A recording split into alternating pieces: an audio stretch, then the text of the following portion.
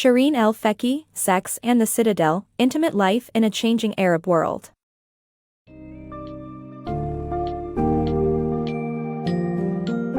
Embark on an exploration of intimate life in the changing Arab world with Sex and the Citadel. This book unravels the complex journey of Muslim culture, from sexual freedom centuries ago to the repression that prevails today. Transcending time and misconceptions, Shereen El Feki delves into the historical depths of sexual liberation before detailing the subsequent wave of colonization that catalyzed a drastic cultural shift. The study further examines the repercussions of this shift on contemporary Muslim society, with a focus on the impact on women and the challenges they face in terms of sexual abuse and expectations. Discover the ways in which sexuality is portrayed in Muslim cinema and how the concept of homosexuality has evolved in the Arab world.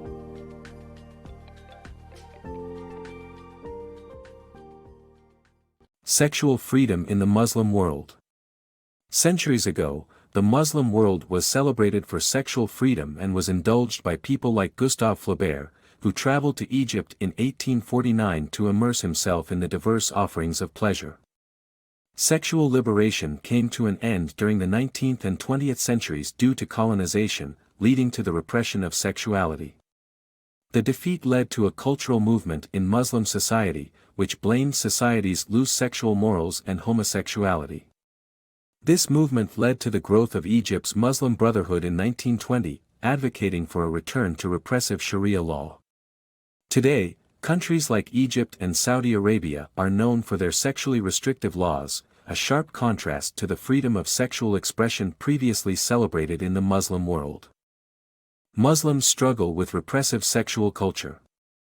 Growing up without sex education and in a culture that doesn't discuss sex, Muslims face challenges in their sexual lives, with women being especially vulnerable. A study showed that 70% of married Egyptian women suffer from sexual issues, with a lack of desire and inability to orgasm being the most common problems. Pain during intercourse also affects a third of the participants, while sexual abuse by husbands affects a tenth of married women. However, the TV show, Kalam Kabir, hosted by sex therapist Hiba Kotbi, who discusses taboo sexual subjects, has brought hope to improving the sexual lives of Egyptians. Kotbi's counseling practice has also helped many couples overcome their sexual issues, which mostly stem from the lack of communication and knowledge about basic sexual anatomy and pleasure. Virginity testing and deceptive measures in the Muslim world. In the Muslim world, women are subjected to strict sexual expectations, including the requirement to be virgins on their wedding day. This standard is enforced through hymen inspections and certificates of virginity that unmarried women are pressured to obtain. To meet this expectation, some women in Egypt resort to drastic and deceptive measures, such as undergoing hymen reconstructions or purchasing artificial hymens from the black market. The practice of virginity testing has become a booming business in Egypt, with some gynecologists even being visited by girls desperate to pass the test. In 2009, a new artificial hymen caused controversy in the Egyptian parliament and was quickly banned from being imported. Sexual themes in Egyptian cinema. Egyptian cinema has a long history of depicting sexual themes in films, despite depictions of sexual acts being prohibited. Movies like Ahassis, which explores sexuality through extramarital affairs, are a throwback to the cinematic traditions of the 1960s and 1970s. However, censorship in Egypt has been increasing in recent years, making it harder to portray sexual themes in films.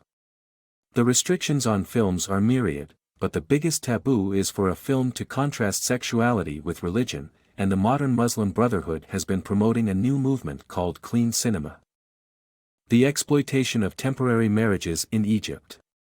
Temporary marriages, or zawaj misyaf, was created as a solution to the morality issue of extramarital sex in Muslim society. However, in Egypt, it has become a tool to exploit women and dodge laws against commercial sex work. Through a written contract, men can have a week-long sexual relationship with a prostitute, and while this was not the original intention, it is the primary use today. Prostitute brides in Cairo mostly come from poor families, making them vulnerable to pimps who offer large sums of money in exchange for their daughters. The story of Samia, who was offered 20,000 Egyptian pounds to spend 1 week with a man, highlights the desperation that drives families to accept such offers. While it may provide temporary financial relief, the emotional and physical toll on these women is great, and the exploitation of temporary marriages needs to be addressed. LGBT taboos in Muslim society. In Muslim societies, homosexuality remains largely taboo. The lack of descriptive vocabulary for sexuality in Arabic reflects this stigma. Instead, derogatory terms and insults are assigned to individuals who identify as LGBTQ+. For some gay men, such as Hisham, societal attitudes force them to lead double lives. However, others, such as the artist Anwar, find that Muslim society's tendency to turn a blind eye to sexuality is beneficial. Despite new words being introduced to describe same-sex attraction, mainstream Muslim society is proving slow to accept them. The result is a semantic bigotry that has put the spotlight on the differing responses from the Muslim LGBTQ+ community. Supporting Muslim organizations for sexual freedom.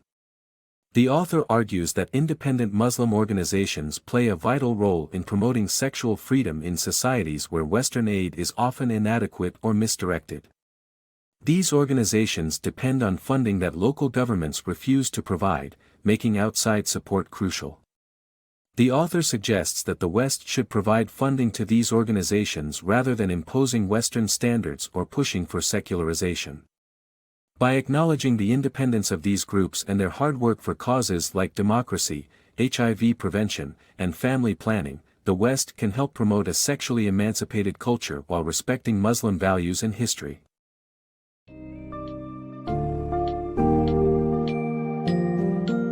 In Sex and the Citadel, the reader navigates the tides of change in Arab culture, witnessing both the liberation and the repression of sexuality. The lasting effects of colonization still influence Muslim societies today, exemplified by the difficult lives women lead in terms of sexual abuse and expectations.